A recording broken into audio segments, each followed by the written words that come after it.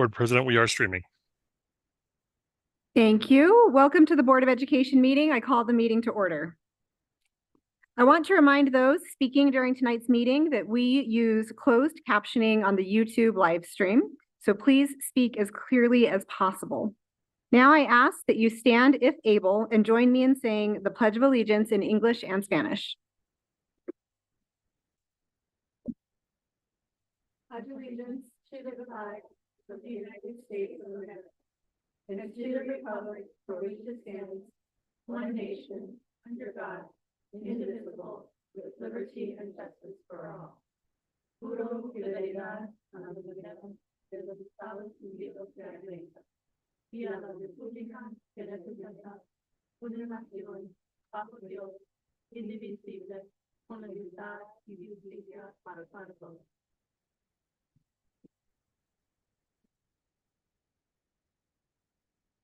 Next is our acknowledgement of tribal lands. We gratefully acknowledge the Native peoples on whose homelands we gather, as well as the diverse and vibrant Native communities who make their home here today. Next on our agenda is a moment of silence. We will take a moment of silence for those who have given their lives in service to their country.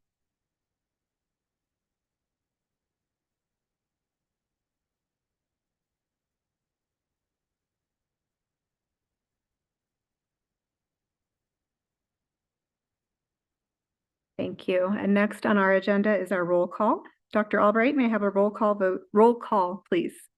Nela Astorga, Ronaldo Tomorito, Here. Heather Benavides. Here. Crystal Tapia Romero. Here. Josefina Dominguez. Here. Courtney Jackson. Here. Danielle Gonzalez. Here. Thank you, Dr. Albright. Next, we are moving to agenda item 2. Under 2.1, our first item is to consider adoption of the July 17th, 2024 Board of Education meeting agenda. As a reminder to board members, per APS Board of Education Governance Manual, we can ask that an item be removed from the consent agenda before the meeting agenda is posted, but not during the meeting. I also want to acknowledge we did have some conversation about potential changes to tonight's meeting and potentially removing an agenda item. We are not going to adjust our agenda for tonight, and so I do need a motion and a second for adoption of the agenda as is. I will move for approval for adoption of the July 17th, 2024 Board of Education meeting agenda. I'll second. This is Josefina. Thank you. We have a motion from member Tapia Romero and a second from member Dominguez. Dr. Albright, can we have a roll call vote, please? Nela Astorga, Ronaldo Tomorito. Yes. Heather Benavides. Yes. Crystal Tapia Romero. Yes. Josefina Dominguez. Yes. Courtney Jackson. Yes. Danielle Gonzalez. Yes. Our next item is to consider approval of the minutes from the Special Board of Education meeting on June 26, 2024. Can I have a motion and a second? I'll move for approval of the minutes from the Special Board of Education meeting on June 26, 2024. I'll second. This is Josefina. Thank you. We have a motion from member Tapia Romero and a second from member Dominguez. Dr. Albright, can we have a roll call vote, please? Ronaldo Tomorito. Yes. Heather Benavides. Yes. Crystal Tapia Romero. Yes. Josefina Dominguez. Yes. Courtney Jackson. Yes. Danielle Gonzalez. Yes. Our next item is public forum. I understand member Benavides will be providing our instructions for tonight. So can you please share the instructions for public forum? Thank you. So welcome to our public forum guests. When you signed up to speak, you were asked to review rules and expectations which our presiding officer will enforce.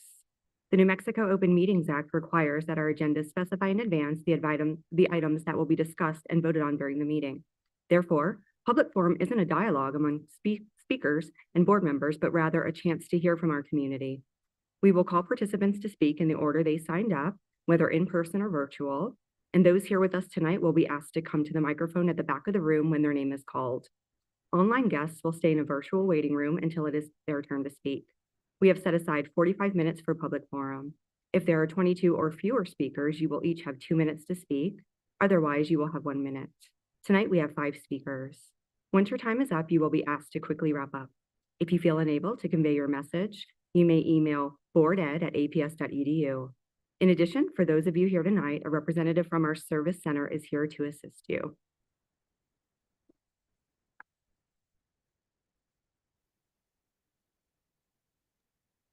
Thank you, Board Member Benavides. Our first Public forum speaker is Lisa Davis. Lisa is on Zoom. Good evening, board members and viewers alike. I just want to take a moment to speak. I'm at the Union Hall right now as I meet with Academy staff and the union. We are experiencing some distress as educators, but ultimately are concerned about our stakeholders.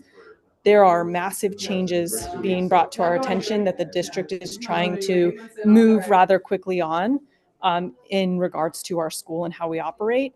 Our stakeholders at this time do not know of these changes. We have students who are expecting to attend in-person Academy classes in a matter of weeks.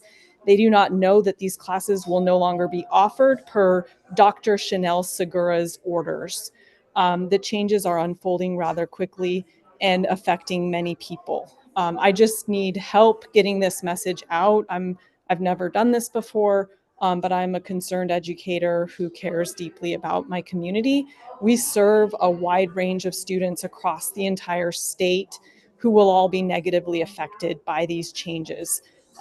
We do have a newly appointed principal as well, Julie Sanchez, who is trying her best to communicate to us, but is unable to do so because Dr. Segura is not being transparent about these changes. So I just ask that the board members be aware of this. The goals and guardrails in place are not going to be met if these changes do unfold. Thank you.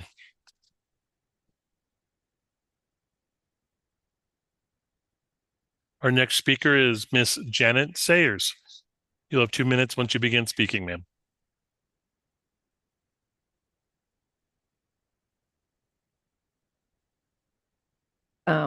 Superintendent Blakey and APS staff, and I'm Janet Sayers.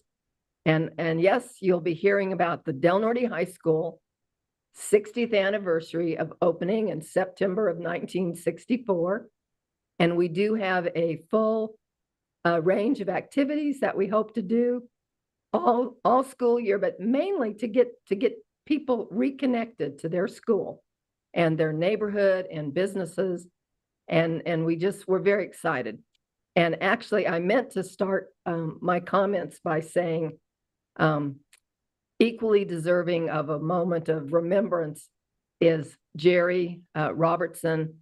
There was an announcement in the sports page this morning that she passed away. She was the football field coordinator at Wilson Stadium. Her husband, Buddy Robertson, was the athletic director for APS for decades. Everybody in Albuquerque knows about Jerry and Buddy Robertson. So our condolences to the Robertson family. And lastly, I would just like to say that I'm hoping the board, well, the superintendent, the board, in cooperation with the city and the county, can start looking at the fields and playgrounds like at Inez Elementary, Janet Kahn, Hayes Middle School, Sombra Del Monte, the fields that are separate from the school, that something could be worked out where those fields and playgrounds could be used during the summertime or on weekends through some kind of security system, some kind of monitoring, because it just seems a shame that you just drive by them like on a day like today, 95 degrees, and it's so hot, and they can't be used because of security, but they're independently, they're not like, you don't have to go through the school to get to them. They're totally separate. So I would just urge that the committee that you serve on with the city and the county could do that. And I hope you all will participate in our Del Norte High School 60th anniversary. Thank you. Thank you, ma'am. Our next speaker is Dr. Sanello. Dr. Sanello, you have 2 minutes once you begin speaking. Good evening, Madam President and school board members and superintendent. I'm an alternative health doctor and minister, along with being a USA track and field, master's level athlete, track and field officials for student athletes in terms of high school, collegiate, national, and masters, and Olympic level. It is time to stand up for girls' rights, for protecting their rights to privacy in athletics. By August 1st of this year, under the Biden administration's new Title IX rules, girls' rights are being thrown away because girls will have to share bathrooms and locker rooms with biological males. Girls will be forced to compete against biological males in athletics. The new Title IX rules are scheduled to take effect again August 1st. Safety and fairness will be deeply compromised in New Mexico's K-12 schools if these changes go into effect. Girls deserve to have their own private bathrooms and locker rooms, with no male being allowed to enter regardless of how they identify. Girls will also be put at a huge disadvantage if biological male, transgender people are allowed to compete in girls' sports. In general, males are physiologically stronger and more powerful than females, regardless of their gender identification. Girls and women have to fight for decades in order to achieve equal access to sports. Now that is all being turned away when girls and women are forced to compete against athletes who are biologically male. It is unfair and discriminatory for women and girls to ever have to compete against males. Over half the states in the USA have already declared that way, will not enforce the new Title IX rules, which is a violation of the First Amendment, which is unconstitutional. And several lawsuits have already found that these new rules are unjust and cannot be enforced. The latest federal court injunction was released in July 2024. We call on you now to stand up for New Mexico's girls by refusing to enforce the new Title IX rules. And I speak of that, having resolution for the APS. And I thank you and may God bless you. Thank you, sir. Our next speaker is Porfirio Lopez Morales. You'll have 2 minutes once you begin speaking. Good evening to the new superintendent and the school board members. I'm Porfirio Lopez Morales. I'm a resident here in Bernalillo County. I have 2 boys that go to school here in the APS district. You know, I urge you, school board members, to pass a resolution to protect the girls' sports rights to provide privacy. Title IX federal law civil rights passed in 1972 that prohibited schools to receive federal funds from discriminating based on sex. Biden administration released a rule/regulations change, which it reinterprets definitions of sex include gender identity. Under this change, anyone can self-identify under these changes. Hold on.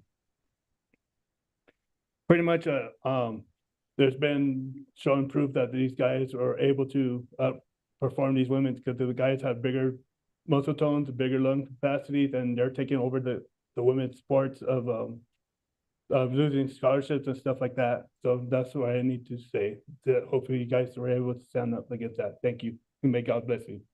Thank you, sir. Our next speaker is David Ames. Sure, you have 2 minutes once you begin speaking. Hi. When my daughter was in kindergarten a few years ago, she was just starting to learn how to read. I wouldn't say she was struggling, but she certainly wasn't thriving and was below proficient throughout her kindergarten year. She wasn't enjoying the process of learning and didn't want anything to do with practicing reading on her own. The next year, however, in first grade, something amazing happened. Her school made an intentional change to their reading curriculum. They changed to a curriculum focused on core knowledge, language arts. I'm guessing Dr. Blakey can predict what happened next. My daughter's reading accelerated at a frantic pace. She's now a rising 3rd grader. She's reading at a greater than 99 percentile compared to her peers throughout the nation. She now comes home after long days of school and now summer camp, and she quietly grabs a book, sometimes not looking up until dinner. The reason I said I believe Dr. Blakey could predict what happened is because I was present at the talk she gave recently at the Albuquerque Chamber of Commerce, where she, in front of a large crowd of devoted and interested community leaders, discussed the importance of knowledge in increasing reading proficiency. That's right, in what could have easily been a surface level routine presentation, we actually had a superintendent get in the weeds on the knowledge gap in education. Holy smokes, let that sink in. Dr. Blakey should be commended for this, and I hope the board gives her a recognition that she deserves. But what this all highlights is curriculum matters. Curriculum changes the trajectory of young lives. After listening to Dr. Blakey, I know that she knows this too, certainly better than I ever could. which is why I encourage this board to support Dr. Blakey's mission to infuse knowledge into the curriculum and to ensure that in alignment with the board's guardrail 3, that high quality curriculum are available and used in every school in every zip code. Yes, it needs to be done in a culturally and linguistically appropriate manner, but we need to cease the unequal distribution of high quality curriculum in this district. My daughter was lucky enough to have access to curriculum based in core knowledge, but doesn't every child deserve this access? Thank you, Dr. Blakey. Thank you, board members. Thank you, sir. Our next speaker is Mary Ingham. And you'll have 2 minutes once you begin speaking. Good evening, President, board members, superintendent, and all we the people that are here. My name is Mary Ingham. I'm running for County Commission District 2 in the Southwest area. I'm here to speak also on Title IX. And back when the dinosaurs were roaming the earth, I was running track at Crown Point High School. We had the first track meet and for the whole state. So Crown Point was running against Manzano and Del Norte, lots of big schools and lots of tiny schools. But that was the first opportunity that girls in New Mexico had to participate in sports. I next, that was my senior year, and I became a Lobo, where we on the track team there, first track team, wore the men's uniforms, but were able to participate. It was very exciting, wonderful times. I just think it's a great step backward to accept what's happening with Title IX and taking away educational as well as athletic opportunities for girls and women, as well as the safety issues that have been brought up. So really encourage you guys to stand up for women. Thank you very much. God bless you.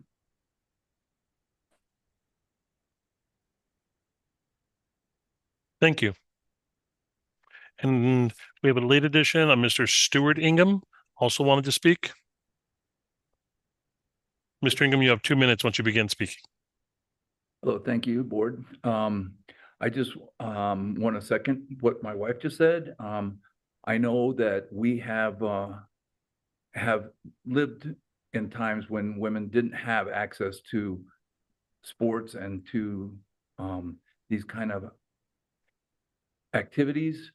Seeing what's happening in women's basketball right now and women's sports. I was watching TV the other night and there was 4 stations had women's sports on. I just need to say my daughter is a pretty accomplished volleyball player. She plays probably for 25 years or 20 years now. The only time she's been injured is when she's playing co-ed volleyball. I just want to encourage you to stand up against this new Title IX extensions. We can do that. All you have to do is make that anyway. Just would ask you to avoid the tragedy that it would be if we accept transgender athletes playing in women's sports. Thank you. Thank you, sir. Board President Gonzalez, that concludes public forum. Thank you, Mr. Gonzalez. We will now move on to the student outcomes focused governance section of our agenda, which is section 5. The first item there is 5.1, which is discussion of revised interim goals and interim guardrails. So this was intended to be a pretty comprehensive discussion of these revised interim goals and guardrails. And discussion only. So this is not something that the board has a vote on to approve, but it is an opportunity for us to provide feedback to Dr. Blakey and the administrative team around these interims. Over the last couple of days, it became clear to me and to the administration that there were some emerging concerns and questions about the interims. So what we're going to do tonight is we're going to talk only about the interim goals, the newly proposed interim goals. We are not going to talk about the interim guardrails.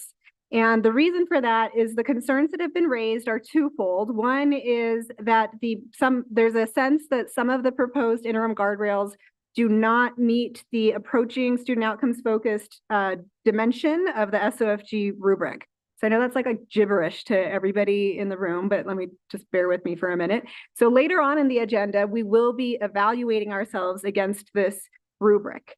There is a dimension of the rubric on vision and guardrails, where we're looking at essentially the quality of our interim guardrails. Two of the competencies that are in there are that the guardrails need to both be measurable multiple times over the course of a year and need to be outputs or outcomes, not inputs. So there is some concern that the proposed draft interims cannot be measured multiple times over a year and are potentially just inputs, not outputs or outcomes. So we've decided to pause the conversation on interim guardrails to allow for two things to happen.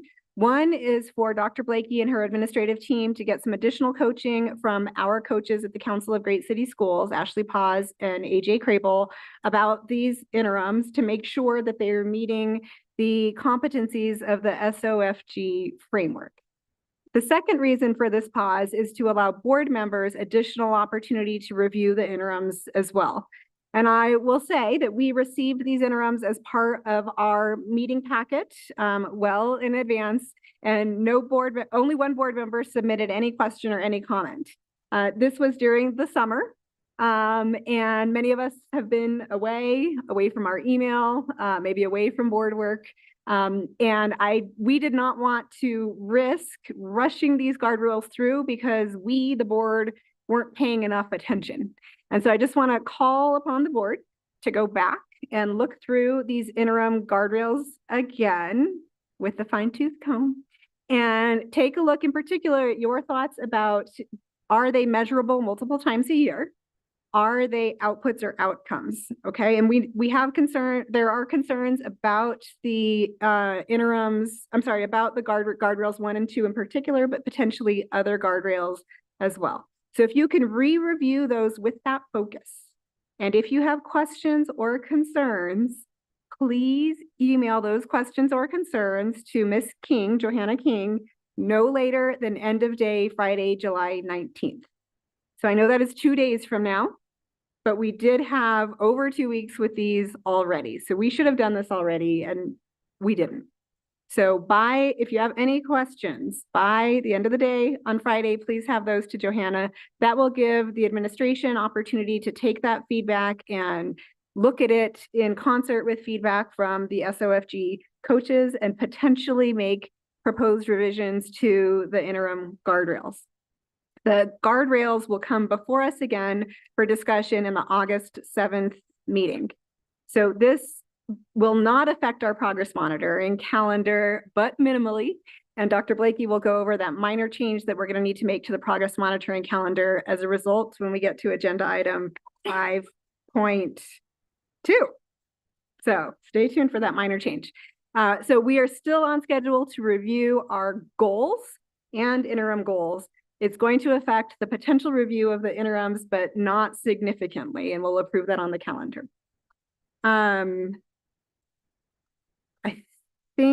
So just one other thing. I said all that. Yay, I've said everything I need to say about that. And I know it's like, again, a lot of edu-speak and acronyms and weirdness, but we are committed to student outcomes focused governance, and we are committed to doing it right and doing it well. And we want to make sure that we provide ourselves the time to do that and that we act with integrity and hold ourselves accountable to the timelines that we've set for ourselves, and not hold the administration or Dr. Blakey accountable for us not doing our job. So we're going to provide the 2 extra days for that feedback. Again, you're looking in particular at, are they measurable multiple times during the year, and are they outputs and outcomes? You're sending feedback and questions to Ms. King by end of day, Friday, July 19th. So with that, I will turn it over to Dr. Blakey to have the floor as our presenter for the discussion of revised interim goals. Thank you, Board President Gonzalez and members of the board. As you look at the revised interim goals and interim guardrails, I do want to let you know that the team has worked a couple of months on improving and fine-tuning the interim goals and interim guardrails to make sure that we do have measures in place that will help us monitor the progress. After we receive your feedback, we plan to present revised interim goals or interim guardrails at the August 7th meeting. But the interim goals that we came up with, we want to move forward with. I want to point some of the changes out that we made to the interim goals. For goals 1 and 2, the interim goals, we are measuring the 2 grades that precede the grade that's cited in the goal. So for goal 1, it would be 1st and 2nd grade. And for goal 2, it will be 6th and 7th grade. For goal 3, we will examine 3 areas that are cited in the goal for the interims. And that will be looking at specifically the bilingual seal, career pathways, and advanced placement classes. And then for goal 4, for the interim goals, we divided it into 2 groups, 3rd through 5th grade and 6th through 12th grade, to align with Panorama, which is the evidence-based tool that we use to measure student skills, habits, and mindsets. So that's an overall summary of the interim goals that we plan to use to monitor progress. And I want to just let you know that just as I'm being evaluated based on these interim goals and interim guardrails, so is the staff. And so I think it was really important to the team to get them right and to feel like there was a good level of measurement, because there's a lot of hard work and commitment into these interims, as the staff knows that it's connected to their evaluations as well as mine. And with that, I stand for any comments or questions. Thank you, Dr. Blakey. So the board had an opportunity, as I stated before, to ask questions about these interims already, and we didn't really get many questions. So I do want to open the floor to discussion with the acknowledgement again that we don't approve these. These are the administration's interims because they are the experts. We approve the goals, and how they're going to measure getting to the goals is their responsibility. So we can provide feedback, but we don't get a say in what is final or not final. One of the things that many folks noticed this week / last night is, as it relates to our SOFG framework, when it comes to vision and goals, there are specific dimensions for how we're measuring the effectiveness of these goals. So they should be SMART, there should be no more than 1, I'm sorry, no less than 1, no more than 5. So we have those, and that's what we really need to be looking at to measure the effectiveness. The content is not our purview. We're not the superintendent. So with all of that said, are there questions or discussion about the newly proposed interim goals?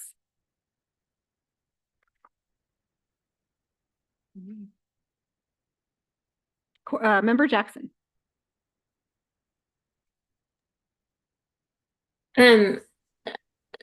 Just a question kind of in light of what Madam President mentioned about being measured multiple times throughout the year. I jumped ahead just a little bit, and I'm looking at the progress monitoring calendar. And just as a clarification, let's just take like interim goal 1.1. It looks like in February, it's measuring the end of year results, but then again in like October, I think, whenever the next time it's being monitored, it's also measuring the end of year results. And so I guess my question is if it needs to be measured multiple times throughout the year, how are you guys going to track the iStation, like as an example for goal, interim goal 1.1, how is it being measured multiple times? Thank you for the question, Board Member Jackson. The way that it's written is the actual interim goal, but the measurement is going to be where we are leading to that goal. So it'll be a mid-year measurement leading to the end year goal. So it's a multiple measure of the mid-year assessment that would be presented at the February meeting. Okay, so I trust that you are, I'm trusting but verifying that yes, it is a measurement throughout the year. And then just the way that it's written is, it is still going to be measured 3 times a year. Yes, so the way that the interim goal is written is stating that it's finalized at the end of basically the cycle. But to get the multiple measures along the way, we would be looking at the mid-year assessment as the data point to make sure that we have them throughout the year. So I think last year there was a time where we had like the MOY data for iReady. That is the mid-year kind of how are we getting to that end year goal. So it's the mid-year assessment for it, for the interim goal. We're on track to meet the interim goal. Okay. Thank you. Just wanted to verify. So just to clarify, this may be related to this more to the next agenda item on the progress monitoring. So I think what Member Jackson was calling out is that for February 5th, Goal 1, early literacy, the interim that we're looking at is iStation end of year, or should it say iStation middle of year? What's written, we could change the semantics of it. What's written here is the actual interim goal, the language of the interim goal. So we're progress monitoring the end of year results by seeing where we are at midpoint to see if we are on track. We might just want to change it to just say interim goal 1.1 and not put the description if the end of the year's results makes it. Because we are progress monitoring the end of the year results, but we're progress monitoring it mid-year to see if we're on track to hit it. Right. So it is just the work that you've done to make sure that we're measuring the right thing at the right point in time is reflected here. And so we just need to make sure all the language is clear also. Yeah, I would say that my suggestion, what we could do to revise it is just to take out the description and just like we have goal 1, it just says early literacy. Yeah. So it would just say interim goal 1.1, 1.2. Instead of the specifics. Great. Yeah, I think that would work because I think there is a little bit of confusion as to what is actually being measured at any point of time. Yeah. Great. Are there any other questions related to the newly proposed interim goals? Not yet. I'm sorry. That's okay. So this is discussion item only, so it's our opportunity to raise concerns, provide feedback on the goals. And so now we do have until end of day, Friday, July 19th, 2 days from now, to provide feedback on the interim guardrails. And then that will come before us for discussion on August 7th. So because of these changes now, we're going to move to agenda item 5.2, which is adoption of the revised progress monitoring calendar. I'll turn it back over to Dr. Blakey to walk us through the calendar and the proposed change that we need to make for the purpose of approval. Thank you, Board President Gonzalez, members of the board. What you'll see is the progress monitoring calendar. We do have a couple of changes to make on it. The first change would be we are proposing September 4th. Interim guardrails 3.1 and 3.2 would be moved to September 18th to give staff enough time to put that measure together after the changes on August 7th. So that would be the only change to the progress monitoring calendar. And based on the previous discussion, we will take out the descriptions of the interims and just leave the designated number of each of the interims to refer to. And our first progress monitoring, according to the calendar, would be goal 3 for August 7th. But since the interim goals aren't changing, we feel confident that we'll be able to proceed with progress monitoring on August 7th. Great, thank you. And that'll be facilitated by Member Benavides on August 7th. So we are excited about that. So we had an opportunity to ask questions already. And so I'd like to see if there is a motion and a second to accept the calendar with the proposed changes as described by Dr. Blakey, moving the content that's progress monitoring on September 4th to September 18th, and then also just clearing up the language to refer only to the goal and interim goal numbers. I'll move for approval of the adoption of the revised progress monitoring calendar and the revision of some of the verbiage listed on the interim goal. Thank you. We have a motion. Is there a second? I'll second. This is Josefina. Okay, we have a motion from Member Tapia Romero and a second from Member Dominguez. Is there any additional discussion or questions?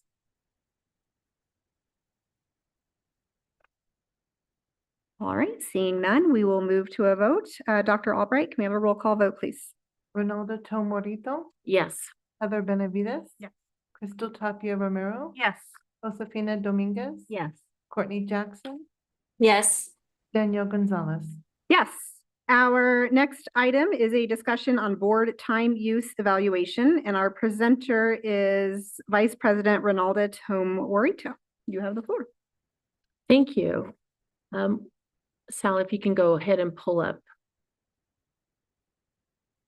As those of you who know, we have the great opportunity as a board to evaluate ourselves. And so this particular segment is about time allotted in our board meetings and whether or not we're really focusing on the student outcome governance piece, but also really looking at the variables on whether or not our meetings are being efficient to where we're really focused on the students. So this breakdown that you're seeing up there is just a list of our meetings from, it's a quarterly assessment. So we're looking at April 2024, May 2024, and June. And so when we look at these segments and we look at like under April 24th, the first meeting is April 3rd. And in that number where you see 130, that's our designated total minutes for that particular board meeting. And then once we get into that role of in April, then we expand it into the next where we do a breakdown of the 130 minutes into SOFG.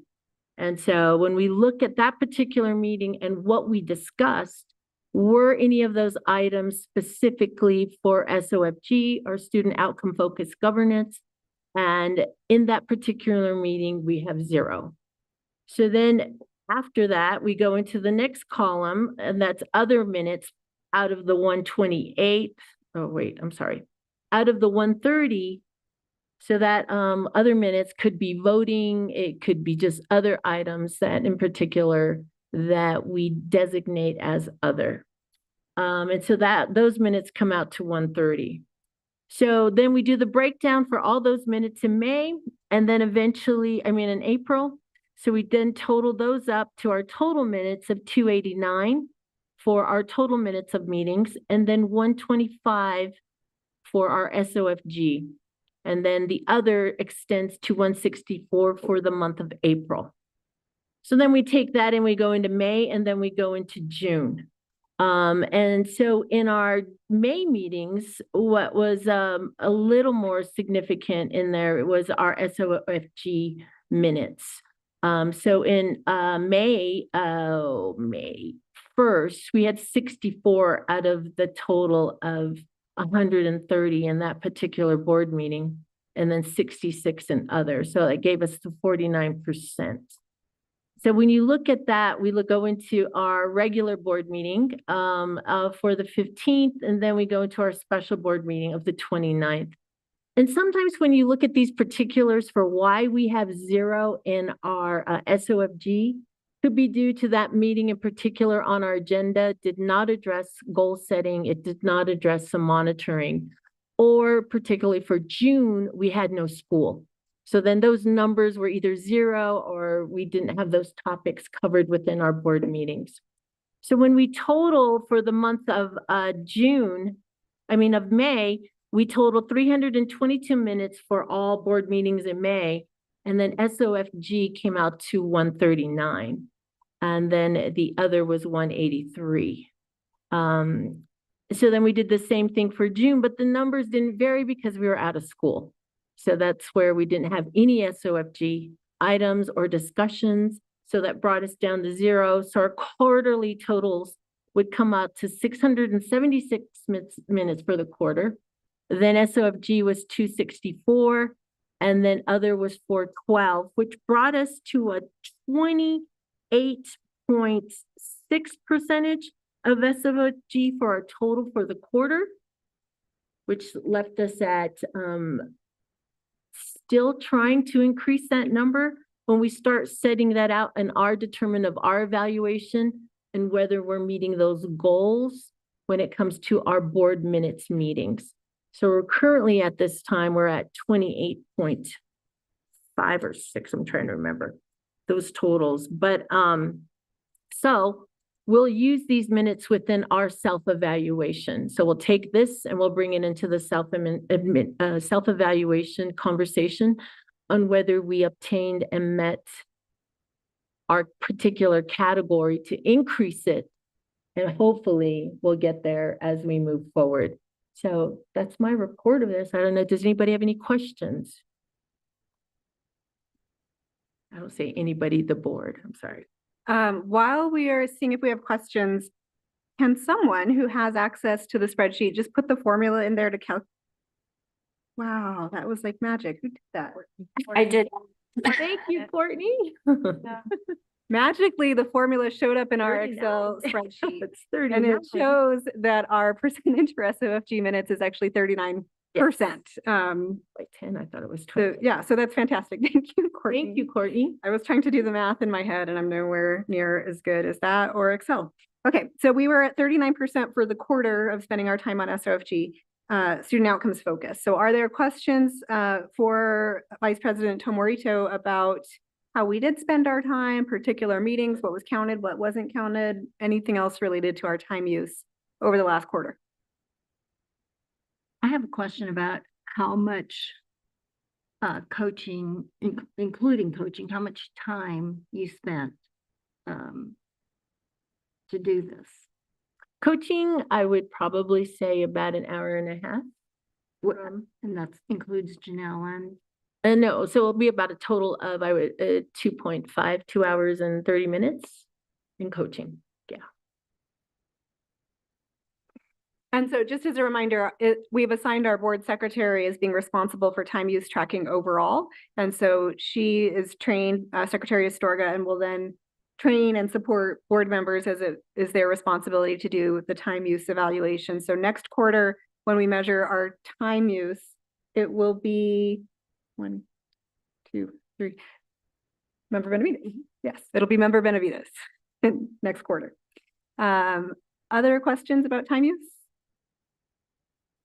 just an observation that I know we didn't hit our mark, but I do want to point out that we did go up from 33% to 39%. And given that it was June, the 43% marks are hopeful. Yeah, we are making progress. We are talking about students and student outcomes during our board meetings. So that's exciting and good and what we committed to do. And when you lay it all out, you know, we're noticing, especially when we have student presentations that come in, that's very significant. And I think if we look at how we can increase that, that would be very helpful. And within our goal monitoring piece, it's just, those are pretty standard. But I think that as we increase more student voices to do presentations or to come up and speak about what's going on in their schools, I think we can increase those numbers. I agree. I hope so. I know we can. All right, so this is a discussion item only. And so if there's no additional discussion, we'll go ahead and move on in the agenda to agenda item 5.4, which is to consider adoption of the APS Board of, thank you, Member Tomorito, for that. To consider adoption of the APS Board of Education Student Outcomes Focused Governance Self-Evaluation for Year 2, Quarter 3. Student Outcomes Focused Governance is a framework designed to drive our ability to function most effectively to deliver on our collective promise to improve student outcomes. So this is the process, what we're about to do for agenda item 5.4 of calibrating and recalibrating to make sure that we're aligned and realigning our governing behaviors with those that research shows is most effective in creating the context for improving student outcomes. Board members were asked to individually complete the self-evaluation form for our board actions from the last quarter. So we were asked, all 7 of us, to look at April, May, and June and rate that against the SOFG evaluation framework. The majority of us have done this and have submitted our individual results for tonight's discussion. And so I am going to go ahead and now go over that. I will say that I was hopeful that we were going to all be in agreement and I could just tell you the numbers and we'd say, yeah, we agree. But we actually didn't agree on anything. So across all of the different competencies, there's disagreement, and across the discrepancies, difference, and across the totals, there's difference also. So we are going to go ahead, I'm sorry, and dig into the details of the rubric to, again, calibrate and make sure that we're rating as we should. Before we get there, I want to note that we did ask all board members to submit their rating by Friday, July 12th, and that was for two reasons: to have everyone do it and also to be able to analyze those ratings. So as of Saturday, July 13th, a day after the deadline, I had only received scores from 2 board members. Board members were provided the July 12th deadline multiple times, on April 3rd, on June 14th, and on July 5th. So I was worried that I didn't have feedback from everybody by the deadline, despite multiple reminders. And so I had a meeting with AJ Crable. We met this weekend to get his coaching on how to handle this. I said, well, now I have to go and email every single board member and ask them to please submit again. And he said, don't do that. So his coaching was that I should average the scores of the 2 members who did submit on time. And I did that. And present to you that consolidated score as the starting point for this discussion. So I'm going to share that in a second. So you're going to write down this as the starting point score for our discussion. Mr. Crable also advised me to point out that only 2 board members followed our policy, and thus 5 board members violated our own governing policy by not submitting their scores on time. So the specific policies that were violated by 5 members of the board are 4B, which is board accountability, reads, the board will monitor its process and performance by regularly conducting formative self-evaluations along with an annual summative self-evaluation within 45 days before the annual superintendent evaluation. So it is his coaching that since 5 members missed that deadline, we violated that policy. So next time we won't get points for following all of our policy. Secondly, the second policy that Mr. Crable advised that 5 members violated was the implementation timeline for SOFG. So when we accepted the SOFG framework and process, we voted as a board to approve a comprehensive implementation timeline. Because we voted that on a board, we voted on that as a board, it essentially becomes policy. It's the equivalence of policy. We voted on that timeline and then we didn't follow it. I have some note about us not acting with integrity. Maybe it comes later in this. Yes, I do. Okay. So that said, the average score of the members who did submit on time is 53. So that's where we're going to start with for our calibrating discussion, 53. By Sunday evening, I did have scores from 3 more board members. So it's just 2 days late. I'd already completed my analysis and already talked to our coach. But I did a second review of the scores. I integrated those additional 3 scores. And so the total that we had at that point, the average was 41. So when the new scores came in, we went down. And then I did receive scores from 1 more board member on Monday. So I integrated that one as well, and they went down further. So the average of those 6 scores is 37. I also talked today to our SOFG coach to get her score and to calibrate. So we started at 53, more people provided their feedback, we went down. I talked to our coach, she rated us as a 53. Wow. So we've got discrepancies that we need to talk through. And her coaching is that we need to agree amongst ourselves. There may be differences of opinions or perceptions around whether we met a competency or not, but we just need to agree so we know what to put into the tracker. So I want to note that one of the reasons why there is a discrepancy is something that we've already spoken to. Some of the board members rated the interims that we had in our inbox as the interims that we were scoring for the purpose of this self-evaluation. So we had new interims in our inbox, and those are going to be our interims going forward. And so some members rated us against those new interims. However, those interims were not in place in April, May, and June. So we should have rated ourselves for the purpose of April, May, and June against the previous interims that we already had. So there was some discrepancy because we were just rating the wrong documents. So when we, since the interim goals are approved as of, or whatever, or final as of today, those will filter into our July, August, September quarterly rating. And then when the interim guardrails are approved, those will also filter into that quarterly rating. But there was some discrepancy because we were just rating the wrong sets of goals, guardrails, and interims. So as a summary, we committed to doing this work, we as a board. We committed to self-evaluation in policy, and we as a board did not act with integrity when we did not follow through on our commitment. We violated our own policies when we did not follow through. So this is not about finger pointing or blame. It's not about who didn't do what or when or if there wasn't enough time, but it is an opportunity for us to recommit ourselves to what we said we were going to do, focus our time on student outcomes, and measure how well we are doing by completing our self-evaluation. So going forward, if the timeline, if the deadlines don't work, we need to know in advance. If you don't have time to review the materials, I need to know in advance. If there is a deadline, it does need to be submitted on time.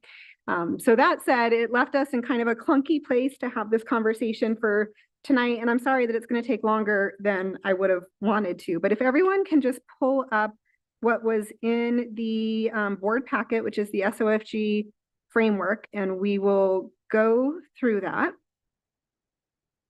And now my own document is gone. Okay, so for vision and goals, we have scores of 25, 25, 25, 10, 10, and 25. So some people rated us as a 25 and some people rated us as a 10.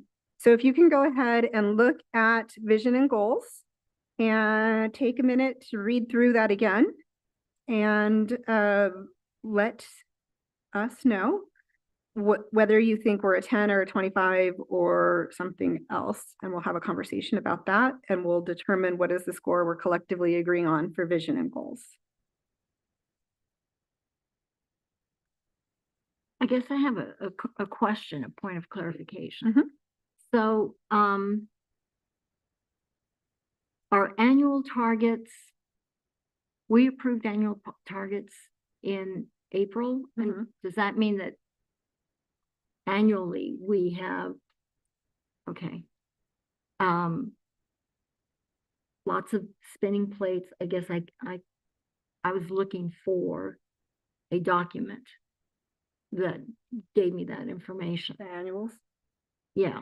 And maybe it's as simple, I don't know where we can place it that is an easy access rather than going through Word packets? Yeah. Okay, we will do that. We'll work with board services. Maybe it goes in the helpful docs links or something, but we do have annual targets.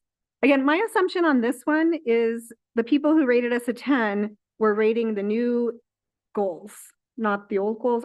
That's what I don't know. And so just looking at this, like, do people think we're a meeting student outcomes focus at 25 or we're approaching at 10? So for myself, I was the one who put a 10, and it was because on the fourth one where it says the board included students, parents, staff, I couldn't, the part where it said included parents, because I know we had families, the staff, the community members, and that was the part I couldn't fully say yes. Yeah, that was the back in like October of 2023 when we did all of our engagement. Right, but I guess I was assuming it had to be done between these months. No, it's just overall in the process of developing our Okay. goals, did we include the community parents and staff? So that's why I rated it lower for that part. So do folks think we should be at 25? I think we should be at 25. Thank you, Member Benavides. Anyone who thinks we should be lower than 25? Well, I mean, we're still discussing, actually, that's not true. This is just the goals. And we do have we approved interim goals for the new goals? We had, so what was in effect for April, May, and June were the interims that Superintendent Elder presented that we had already discussed and we don't approve, but those were final. So we'd already earned the credit in January, February, March. They didn't change in April, May, June. So we would keep the So credit. there was some ambiguity about all that, given the transition in my thinking. So Yeah, no, a lot of us got confused. That's why we have a lot of difference in these readings. okay. Oh, I'm sorry. Member Jackson?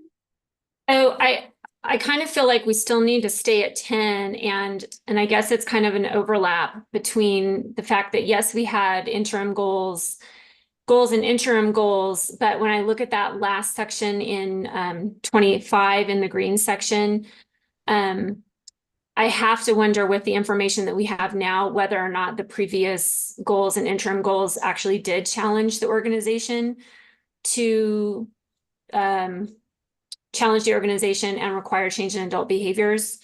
I guess I'm just not, coupled with the fact that we also know that we do have new interim goals. Do they pertain to student outputs or student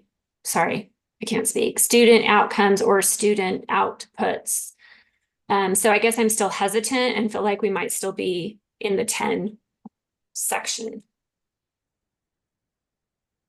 So I think, so one of the things is the question of whether the goals and interim goals will or have challenged the organization and require a change in adult behaviors. I mean, I would think that still, yes, because it challenged us enough to have a new superintendent and new goals and reorganization of staff and a lot of change, honestly, to try to meet them. But how do others feel about that one in particular? Do the interims that goals and interims that we had in place April through June, would those have challenged the organization and required change in adult behaviors? I would hope so because they were accepted, weren't they? Yeah, I think at the time we thought that they would. Right. And I think maybe there's some questions about whether we didn't know, but I think we're in progress, right?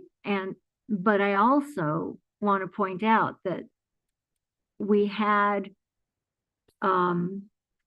this contest and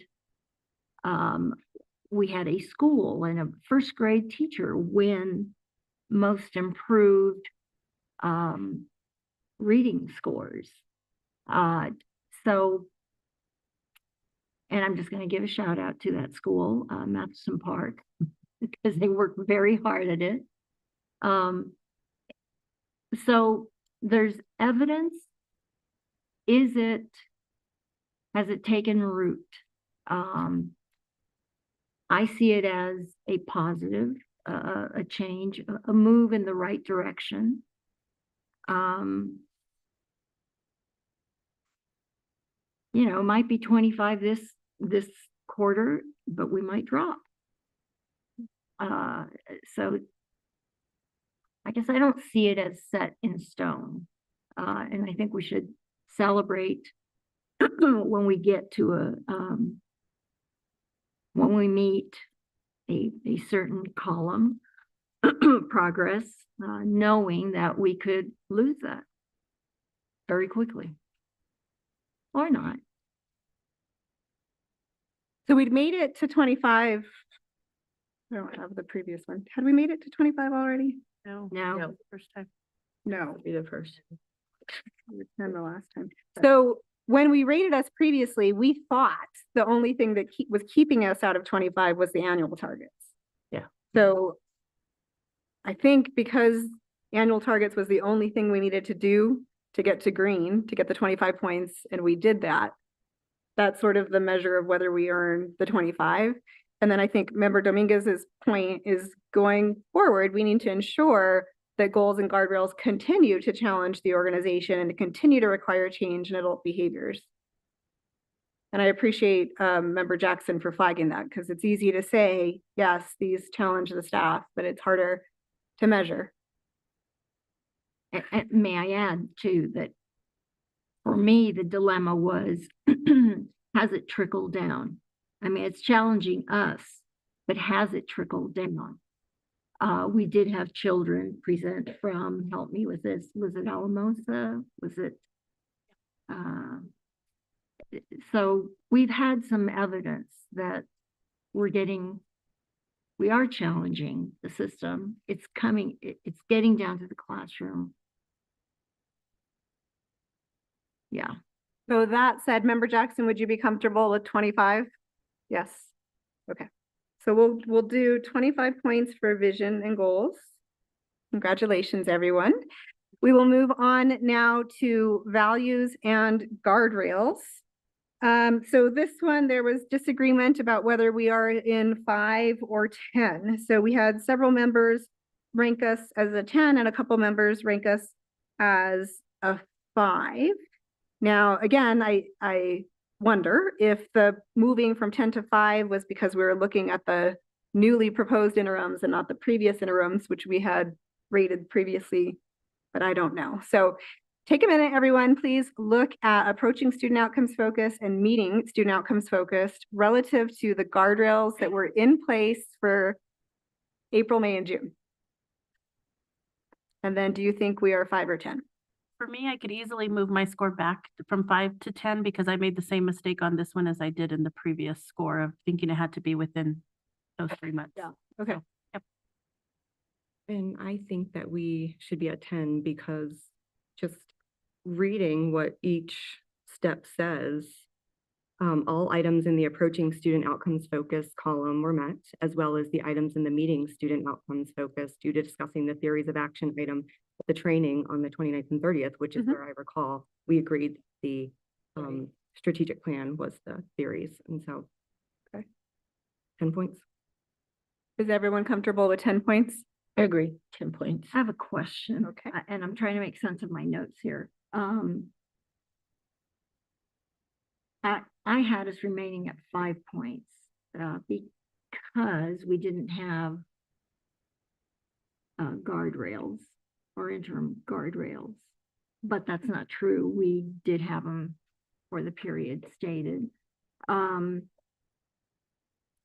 I'm not quite sure what I meant by this, and I'm just going to go ahead and read it out loud. The district has not yet devised a tool to survey all educators and staff. This item needs some urgency. Is that, I think that's a guardrail or an interim, if that's for the new. So I was vacillating between old guardrail interims and new interims. So I'll disregard that. I think I can agree with 10. Okay, so we are 10 for values and guardrails. All right, moving on to monitoring and accountability. We had differences of opinion as to whether we are 0 or 10. So 0 is not student outcomes focus. That's the red column. 10 is approaching student outcomes focus for monitoring and accountability. So go ahead and take a minute to read through the reddish, pinkish, and orangish, yellowish columns, and then we can have a conversation about that. I will note while you're doing that, there were questions about the final competency under approaching. The superintendent is evaluated only on performance regarding the board's goals and guardrails. We haven't evaluated the superintendent, and so there was a question of, well, do we not get this point?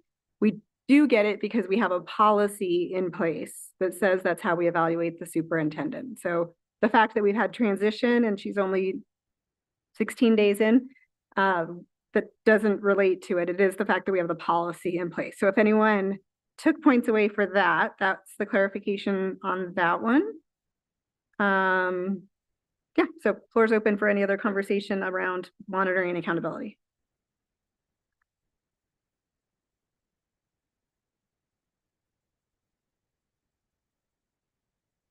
I had initially said 0, but I think that we're at 10. I realize now that my scoring was faulty. Okay.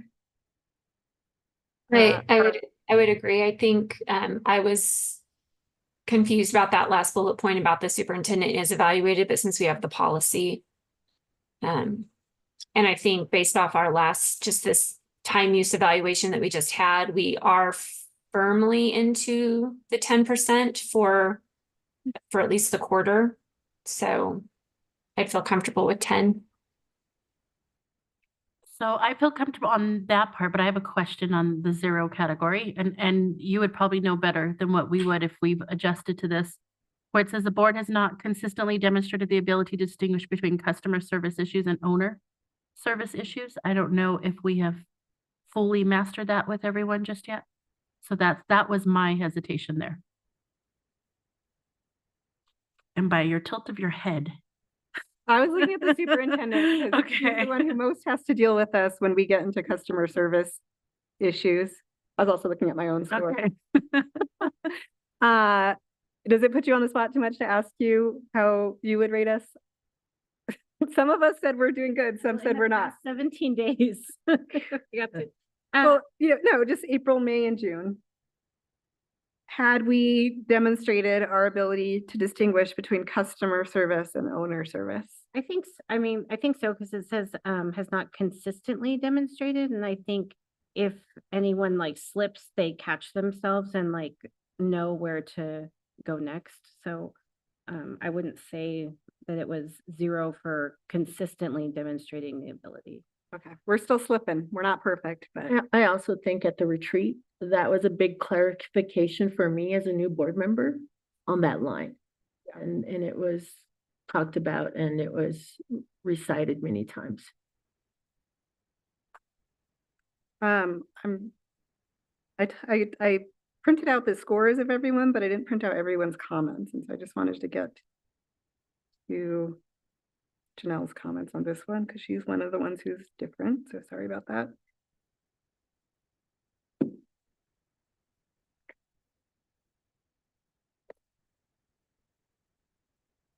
Okay, no, we're good. We discussed that. Okay, so are folks okay with 10 for monitoring and accountability? I am. Yeah, okay. Communication and collaboration. The scores, the discrepancies are 5 or 1. So 1 would be the yellow-orange approaching student outcomes focus, and the folks who gave us a 5 think we're in green, meeting student outcomes focus. So take a quick minute to review that and see if you think we deserve a 5 or a 1.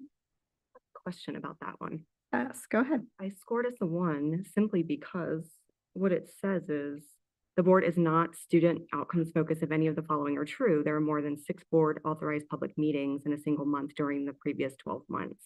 And there were 7 in January. So does that mean for the entire year, we will not advance? Oh, good question.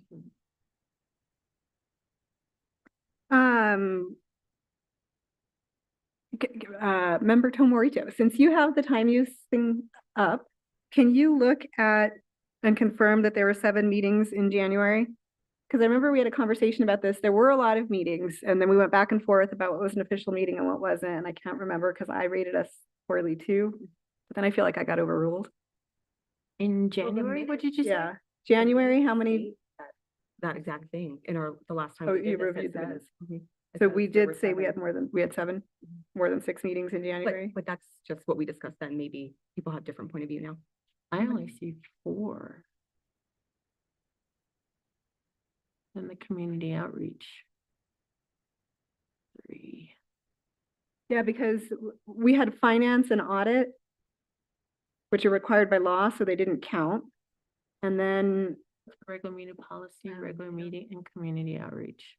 I think that's what the issue was. Yeah. And then And then the other ones were 3 for February, 3 for March. Do you In have a April, we year got into score? 4 with audit we and did give finance. ourselves- And 1 in January. But in June, we had 1, 2, 3, 4, 5. 5 is okay. Yeah, we're getting there.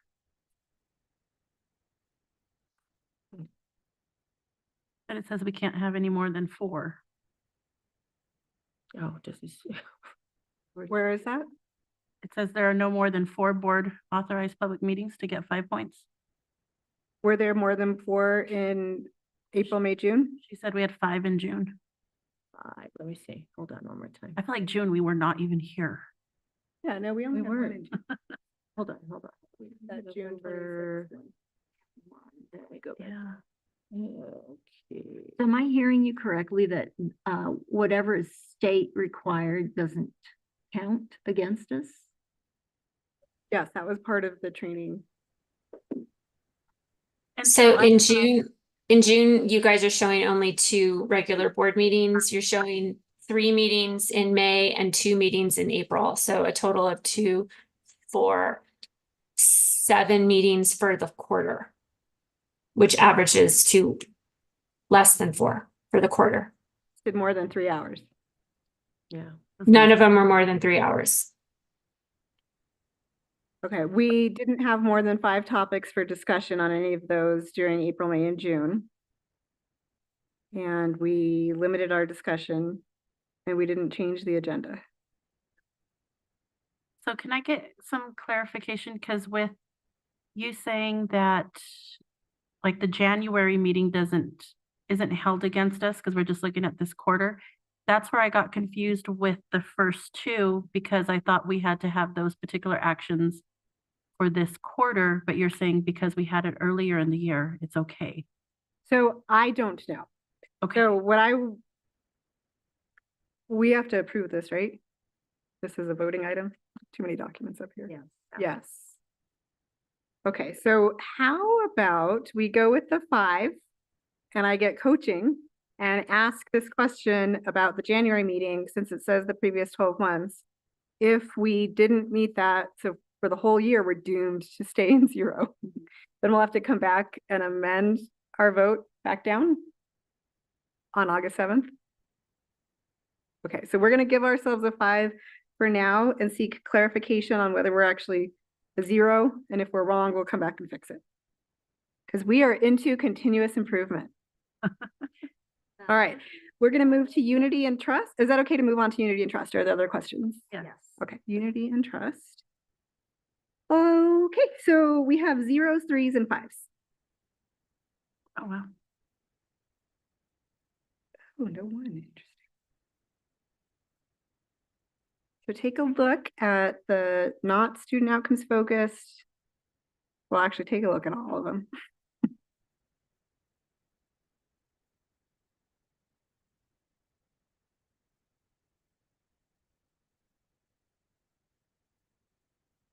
I still give us a 3. You are giving us a Is 3, even- the green.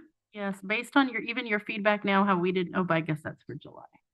Never mind. That's a July meeting where we violated. Yes, I was like, we already. So we might as well give ourselves a 3 and we'll go back down. Give us a 3 so we can go back down.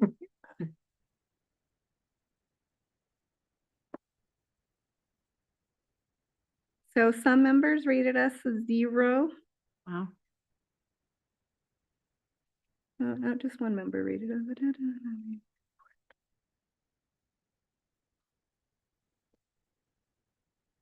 So I think we're at a 3.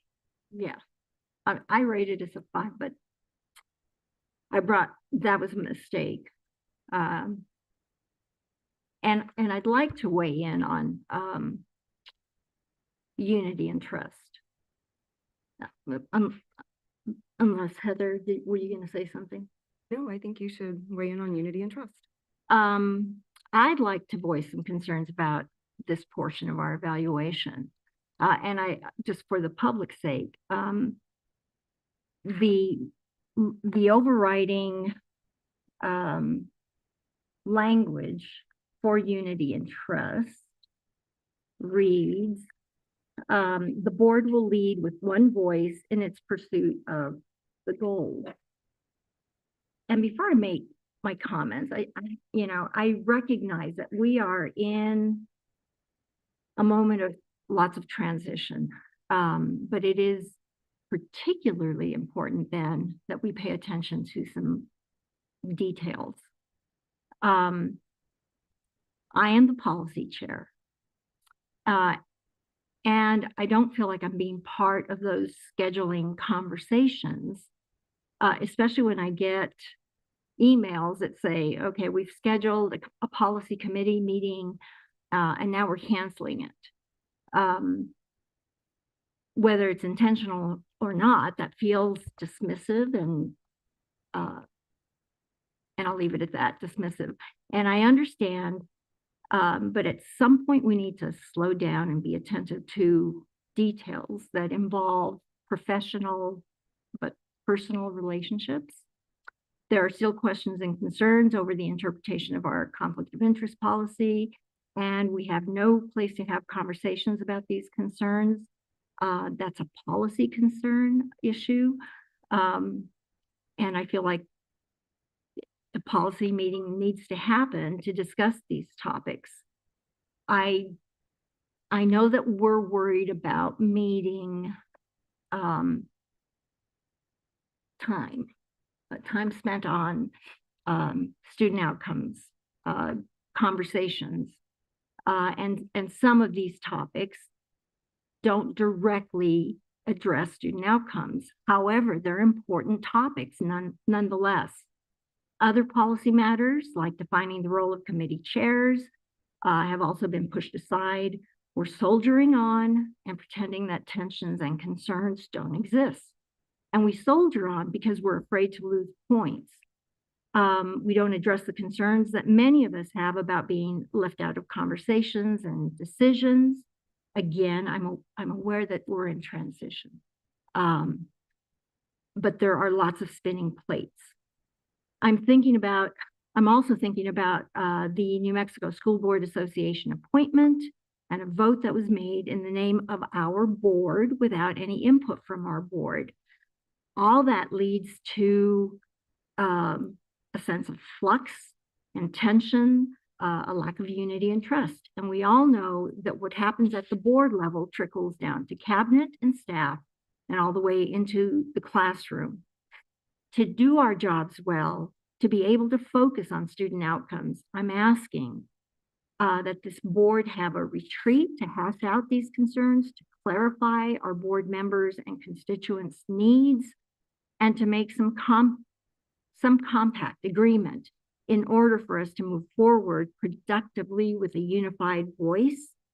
So that is my ask tonight, a retreat so that we can come together, get to that next point, that 5, although that is not the focus for me, and feel like we're being heard, like our concerns are going to be addressed in a very concrete way so that we can move forward during a pretty darn exciting moment with our new superintendent, her team, and their vision, all of our visions. So that's my ask. Thank you, Member Dominguez. And so I'll ask our board services staff to just reflect that ask in the minutes for a retreat, and we'll discuss what we can do, acknowledging all of the moving pieces. And Member Dominguez, I would be happy to meet with you as well about these concerns, particularly as it relates to policy, conflict of interest, and some of the other things that you mentioned, so that I can make sure that we're on the same page and addressing the issues that we need to address. And those are on the list of our quarterly meeting when we get around to that. All right, thank you. Any other comments on unity and trust, or the score on unity and trust, which I believe we're agreeing we are approaching consensus that it's a 3. I'm seeing some head nodding, so we're going to put a 3 here and move on to continuous improvement, which this is where there was the most agreement. Most of us rated us a 0. One person rated us a 1. So if we could take a look at continuous improvement and see if anyone thinks that we deserve that 1. I will say that I don't think we're tracking cost of staff time yet, which is why we haven't moved in there. But if anyone thinks that we deserve that 1, speak now, or for any other reasons, or we'll just agree that we're a 0. I agree that we're in 0 for that very reason. I don't believe that we discussed the annual cost of staff time at the training, even though I think we planned on doing it. And I also want to acknowledge Board Member Dominguez's comments about unity and trust, not to go back to that, but all of these are equally important. And so thank you for what you said, and I'm on board for whatever it is we decide to do. Great, thank you. So 0 for continuous improvement. Does that work for folks? Yeah. All right, so with that, just to summarize, Vision and goals, I have 25, values and guardrails, 10, monitoring and accountability, 10, communication and collaboration, 5, unity and trust, 3, which brings us to 53 as our total. Did I do that math correct? Is that what everyone else has? Does that make sense?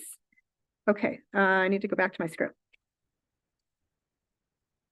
This gives us a total of 53 for the last quarter. Now we need to set our goal for the next quarter. So I'd like to hear from members of this board what you believe is possible for our next self-evaluation in the next quarter. So the next time we do this, we'll be reviewing July, August, and September. That conversation will be happening in October. So who would like to share their thoughts first on what you think our goal should be for July through September?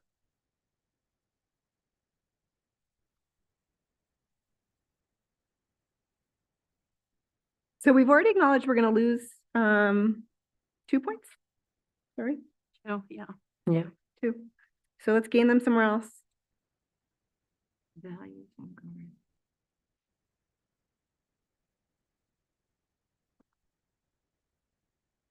We'll get to 1 on continuous improvement if we track the estimated annual cost of staff time. And I believe we're going to do that. We were just waiting for the reorg to take place and know which staff were in which roles. So now we can do that. Now we have a new person in charge of board services also. So I'm so now it would fall to Dr. Albright, but I believe it's going to be possible. I'm looking at Ms. King because she told me it would be possible. Okay, we're going to make it possible. So we're going to earn that 1 point. We are gonna. Thank you. Mark the time for making it. Adelante. Okay, so we'll earn 1, we'll lose 2.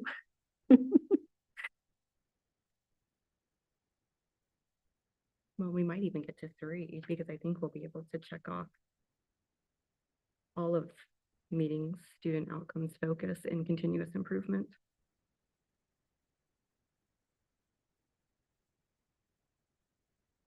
Self-evaluation, co-led 1 training session on student outcomes focused governance. That's the one I don't know. We haven't scheduled anything.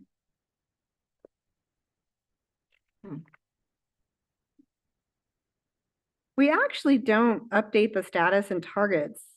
And are we supposed to post the update in this room or just the goals themselves? I don't know. Like I don't know either. visually. Yeah.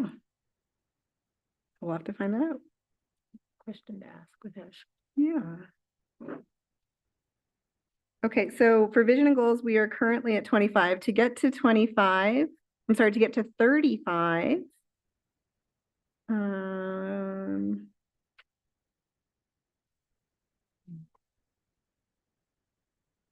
I think we can get there. What do folks think about getting those additional 10?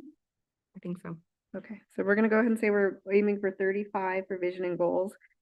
For values and guardrails, we gave ourselves a 10, which is meeting students. Do folks think we can get to the 15 mastering?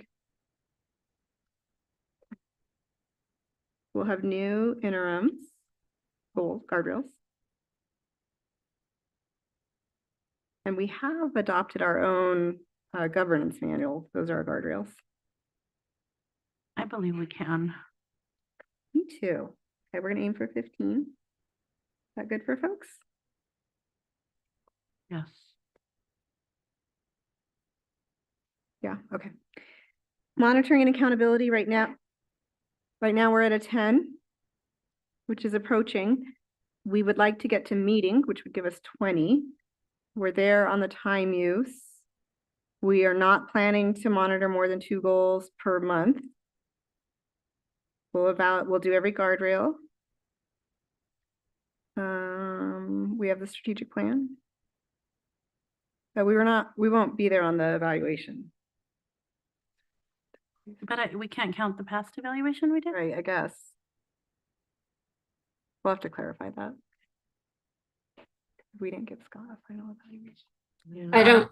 I don't think we gave Scott an evaluation on right. the goals. It was the subjective instead of the objective. You're right. Okay, so we're. I think we Which think we should be evaluating everyone on objective, not subjective criteria.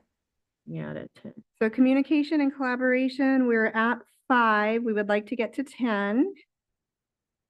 So this is about our public meetings, the topics on our agendas, the amount of policies we've adopted. No more than 2 hours. Board receiving materials at least 7 calendar days before the meeting. I think we can get there. We I think we could. can. I think it's just that 2-hour mark. If we could stay in there, we would hit it. I'm a fast talker. I'm with you. I think we're getting that cut down. We're gonna aim for 10. Okay, unity and trust, we rated ourselves a 3. Can we get to the 5? I think once we work out the clarification of just what Josie said and really put that as a focus, I think we can, but I think that it has to initially be worked through. And we all have to memorize our goals and their status. So honestly, there is some concern that I have about us giving advice to the superintendent, operational advice and instruction to staff members. I do know that is continuing to happen quite a bit. So we would need to really focus on us not giving advice to the superintendent and not giving instruction to the staff. Many of us are still emailing staff and talking to staff and asking them to do things. So if we can commit to that and really work on it, we could get to the 5, but that's kind of a big sticking point for us. Oh, that would be a good discussion to have at a retreat. So we want to set the 5 as the goal? Yeah, let's try. Okay. Oh gosh. Okay. And then we had agreed continuous improvement. We think we can get to 3. Okay, so check me and then we'll need some addition here. Our goal, vision and goals is 35, values and guardrails is 15, monitoring and accountability is 10, communication and collaboration is 10, unity and trust 5, and continuous improvement 3. So 28, 78, thank you. Okay. So that said, I will entertain a motion in consideration of our quarterly self-evaluation. And so this is what the motion needs to read. I move to accept our quarterly self-evaluation score of 53 points on the student outcomes focused governance and the goal of 78 for the next evaluation. So would someone like to make that motion? I move that we accept a motion. I move that we accept our quarterly self-evaluation score of 53 points on the student outcomes focused governance self-evaluation instrument and work towards 78 for the next quarter. Yep. This is Board Member Benavides. There a second? I second, Ronaldo. Thank you. We have a motion from Member Benavides and a second from Vice President Tom Morito. Dr. Albright, can we have a roll call vote, please? Ronaldo Tom Morito, Yes. Heather Benavides. Yes. Crystal Tapia Romero, Yes. Josefina Dominguez. Yes. Courtney Jackson, Yes. Danielle Gonzalez. Yes.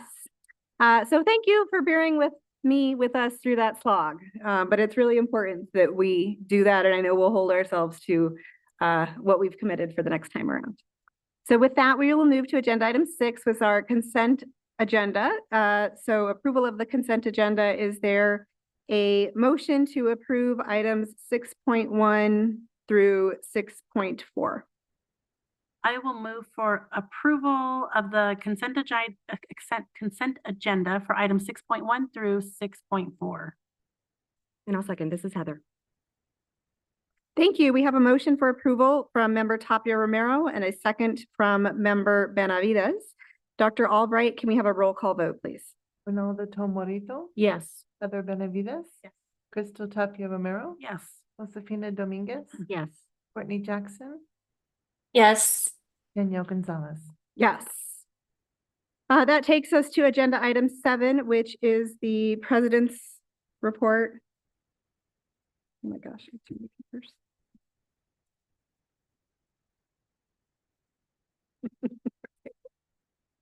I would like to begin this president's report by welcoming officially Dr. Blakey as the superintendent. This is her first official meeting as superintendent. And let's give another round of applause for the new leadership team as well. I also want to thank you, Dr. Blakey, for serving in the acting role for several months. We really appreciated that.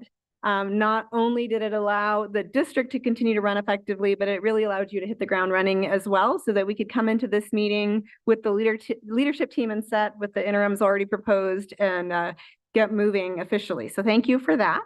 Also, again, acknowledging that we have reorganized, that Dr. Blakey, reorganized the senior leadership team. And this was really focused on alignment and making sure that the goals are aligned, that the roles are aligned to the goals so that we can improve student outcomes. I'd like to congratulate everyone who is in a new position and congratulate and welcome our new leadership team.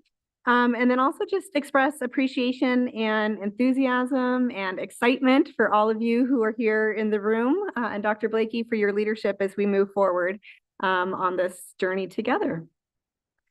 So next for progress monitoring, we took a pause, as folks know, over the course of the summer because it was summer, but also we had a new superintendent, we needed some new interims, and we needed a new calendar. So now that we've approved those things, we can begin again to go back to our progress monitoring. So first up, as Dr. Blakey mentioned in her comments, is going to be goal 3, that's post-secondary readiness. So board members should be receiving those draft reports next week. Remember, we have deadlines to meet for when our questions are submitted, so please keep on the top of that. You need to submit your technical and your tactical questions promptly to give staff time to be able to respond. Member Benavides will be facilitating this discussion, which means she'll also be working directly with the administration to ensure that the reports are of adequate quality and also to review our questions to ensure that they're appropriate technical and tactical. So we're really excited that Member Benavides will be taking on that role. I want to also provide an update on an ad hoc committee. So we do have an ad hoc committee on incentive pay, which is chaired by Member Benavides and also includes Member Tapia Romero, as well as Dr. Blakey. So this ad hoc committee has been meeting over the course of the summer. So thank you for that and is ready to bring to us a proposal. So the board will review that proposal for the superintendent's incentive package. And we're going to do that in executive session on August 7th. So that'll be coming to us as well. Next is just an update on the state of the district. So we've already asked folks to save the date. So the board and the superintendent will be hosting the first ever State of the District event. That's going to be on August 28th. Think of it as like the State of the Union, the president getting up in front of Congress, or the state of the state, the governor getting up in front of all of the really bigwigs. That's what this is, but better. And so we're going to have an opportunity to hear from our new superintendent about the state of the district. So everyone, please attend, please share with your networks. We will be sending the save the date out next week. That'll be coming directly from APS. Board members will have expectations around sharing the invite on socials, but also making personalized invitations starting really in August. And so we will provide those exact directions in the next couple of president reports. So be on the look for that. It's essentially every board member is expected to do personal outreach to a certain number of people to get them to attend the event, but that'll be forthcoming in your email. And then the other thing is just we want to always acknowledge that although public forum is an opportunity for us to hear from the community, we cannot respond, but we do listen to the community. We have the new Let's Talk forum, which is an opportunity for us, Let's Talk platform, which is an opportunity for us to hear directly from the community. And we also get lots and lots of emails that we all read. And so we are hearing the voice of the community. I do want to acknowledge we've heard a lot of feedback recently about Title IX. And the board members will be getting some policy guidance on that in this week's weekly email as well. And I think that's everything for the president's report. I've got like 14 pages up here. With that, we'll move to adjourning. So the next Board of Education meeting will be Wednesday, August 7th, 2024 5 p.m. at the Alice and Bruce King Educational Complex right here at 6400 Uptown and live streamed at aps.edu. And with that, the meeting is adjourned.